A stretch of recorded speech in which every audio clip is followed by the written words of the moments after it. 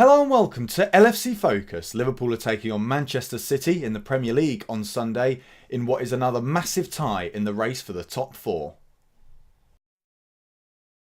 So, Man City are obviously coming into this game off the back of a hugely disappointing loss to Monaco, which knocked them out of the Champions League in the round of 16. So, honestly, this worries me a little bit because the way I see it now is that Man City's main two priorities are obviously going to be getting top four because the league is, a little bit out of everyone's reach now apart from Chelsea, and winning the FA Cup. And if City want to realistically win the FA Cup, especially with the amount of good teams that are still left in it, including Chelsea, then they're going to probably want to try and get the top four wrapped up pretty sharpish. And what better way to start than taking down one of their main top four rivals in Liverpool? So I'm a little bit concerned that, they might come out into this game all guns blazing.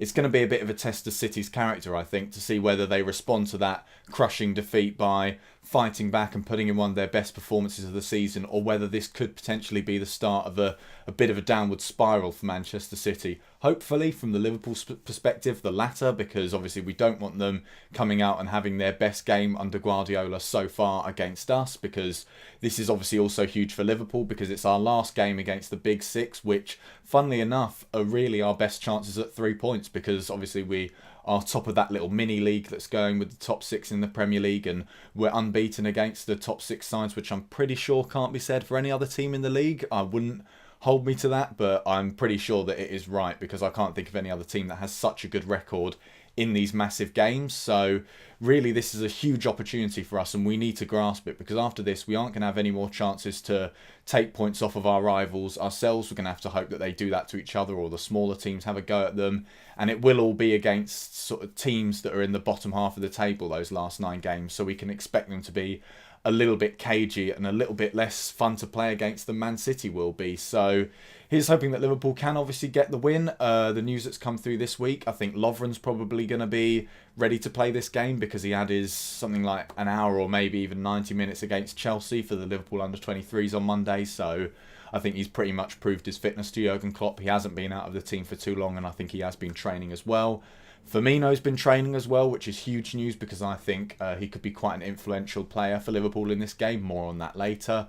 And so, injury-wise, Liverpool are actually doing pretty well. Jordan Henderson, sadly, has been ruled out of this game, which is a bit disappointing. But in the last half hour against Burnley, Emre Can did play like a different player in that number 6 role. So hopefully he can carry on that upward turn in his fortunes and his performance, and he can prove to us that he deserves a new contract. So hopefully, like I said, we can get the win this weekend. I am quite confident for reasons such as the fact that it's against a team in the top 6. So here are my 3 reasons why Liverpool will beat Manchester City. First of all, it's been spoken about a lot. Tactically, this kind of game is perfect for Liverpool and perfect for Jurgen Klopp, because Man City, as I've probably mentioned countless times on this channel, play a very high defensive line and leave themselves quite exposed to the counter-attack because of the possession-based and high-pressure mix of styles that they have going on in their footballing tactical philosophy that Pep Guardiola implements on his side. So that does mean that a lot of their players are pushed forward, obviously with players like Alexander Kolarov playing at centre-back, who could be playing. We might end up with Otamendi at centre-back instead. It just kind of depends on what Guardiola thinks is right for this game. They do have quite a lot of attacking players in their defence as well, so hopefully they'll be pushing high up the pitch. Obviously, last season we saw that most effectively in the 4-1 win at the Etihad, where Liverpool were just finding so much space in behind Manchester City's defence and exploiting it so well. And with players like Sadio Mane on the side, who's obviously incredibly fast and incredibly good on the ball, hopefully we can continue to do that against them at the Etihad, where they'll probably, I expect them to attack us a little bit more than they did at the game at Anfield. That was quite a... It was a bit of a cagey match, really, because obviously we're expecting goals, goals, goals. They were the 2 most attackingly effective teams in the league, and we're expecting it to be a total shootout. And to an extent, that's sort of what I'm expecting from this game. But we saw a bit of a different side from Liverpool in that game. They were quite defensive. There was some good game management. As soon as they got the goal, they sort of looked to protect that lead rather than go out all guns blazing and increase it and risk, conceding the odd goal. So perhaps we'll see a bit more of that from Liverpool at the Etihad. Hopefully we'll see the defensive solidarity and maybe a little bit more attacking play as well.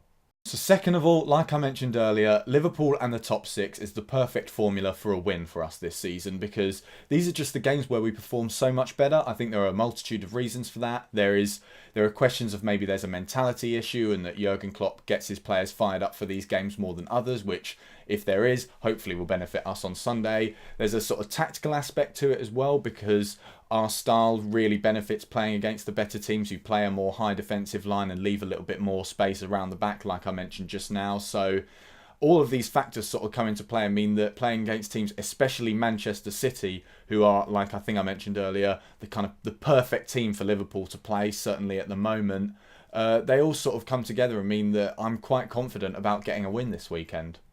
And finally, Roberto Firmino. Obviously, as I said, he's back from injury, which is huge news for us. And I think this is the perfect kind of game for him. And he showed that when he performed so well at the Etihad last season. It's just, he has so much space in behind. His pressing game seems to work so much better against Manchester City's defenders, because I think when they're pushed a bit higher up the pitch, they tend to feel like there's less of a risk if they give the ball away, and that works in Firmino's favour because he loves to get a tackle or an interception in on the opposition defenders and win the ball and then go on the attack. And obviously his ball control skills really come out against teams like this, because he has that little bit more space in and around the box to move around and work a few chances for himself or for his teammates. So I'm expecting a good performance from him, hopefully a few goals, because he's blown a little bit hot and cold, really. He's a bit like Coutinho, where both of them were firing on all cylinders earlier on the season. They were turning up and playing brilliantly every week. And since Coutinho got injured, and since even he came back from his injury, both of them have been a little bit inconsistent. So hopefully,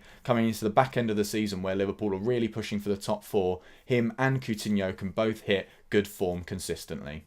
So that's all for today's video. Thank you very much for watching. Don't forget to like the video if you enjoyed it, subscribe to the YouTube channel if you're new around here, and follow at LFC Focus TV on Twitter. Bye for now.